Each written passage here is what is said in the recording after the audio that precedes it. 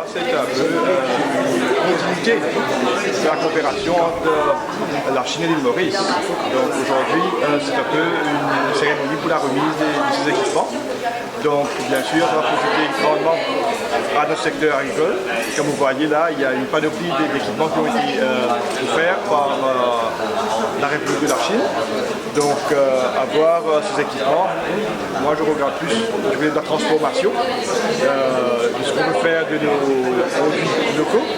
Donc là, c'est comme on dit, de promouvoir l'entrepreneuriat, je pense, avec ces équipements, et aussi la formation qu'on aura de ces experts de la Chine. On va pouvoir faire du capacity building, on va pouvoir transmettre ça aux Mauriciens qui sont intéressés d'entreprendre ce genre de projet. Et ça va permettre justement aux gens de se lancer dans pas mal de petits business que le gouvernement veut vraiment donner un bon coup de pouce pour pouvoir qu'on aille dans cet élan de promouvoir l'entrepreneuriat. La Chine est encore disposée à nous faire d'autres dons en termes d'équipement et d'autres conseils techniques qu'on peut avoir d'eux. C'est vraiment merveilleux pour avoir une coopération de cette dimension.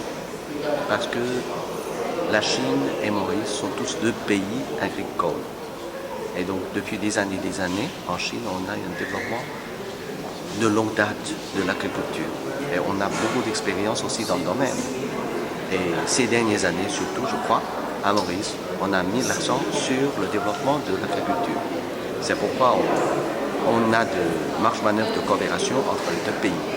Et moi, personnellement, comme ambassadeur, je trouve génial d'avoir une coopération, surtout des résultats encourageants de cette nature. Et j'espère que cette coopération peut accompagner le développement de l'agriculture de Maurice et surtout peut aider les familles défavorables mauriciennes de se débarrasser avec cette coopération-là. Comment dire, quelque chose qui, à la base, pour l'élevage de la truie, donc surtout quand il met bas, il y a beaucoup de problèmes de mortalité au niveau des porcelets. Qui fait, s'il gagne trop frais, il n'est pas assez mangé, assez dealé avec la maman. Numéro 3, c'est vous êtes écrasé par la maman. Donc ce système, qui est bien connu dans le monde entier, c'est un système qui malheureusement, ici à Maurice, n'est pas bien développé. Donc les Chinois finissent de donner ça comme un modèle, ils sont capables de regarder, il faut trouver comment ça a été. Un pouvoir automatique, on appelle ça, hein? Les cabris, ou ça vache là même, quand il fait boire de l'eau là, ce néné appuie l'eau ça fait là, et de l'eau sortit automatiquement. Quand il arrête de boire, c'est-à-dire qu'on va faire économie de l'eau. Et puis ça, c'est un petit appareil là, qui va Chinois peut aider nous, par exemple dans le projet de l'insémination artificielle, pour un cabri. On fait test avec la semence du vérin, nous prenons ça, nous testons, après nous mettons ça dans une petite bouteille comme ça. Et cette petite bouteille là, avec ça, ce tube là, il y a dans la ferme maintenant, dans la ferme de l'éleveur.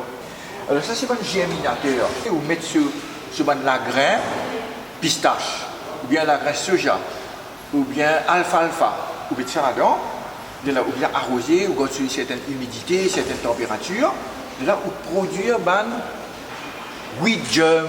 Ça c'est un appareil pour faire un aliment sec. Par exemple, mettre cocom là-dedans, il sec, se finish joli. Ça c'est un appareil pour faire vermicelle. Là, nous avons un appareil pour faire packing, bacon packing. Ça c'est un appareil pour faire dumpling. Dumpling, par exemple, salmon, nubienne. Ça c'est un appareil pour faire puffing. Puffing, c'est un process que nous ajoutons dans un produit. Par exemple, nous prenons la graine d'irine, nous mettons là-dedans, il y a un rice puff. Ça c'est un candy. Close make-up, Boba Papa.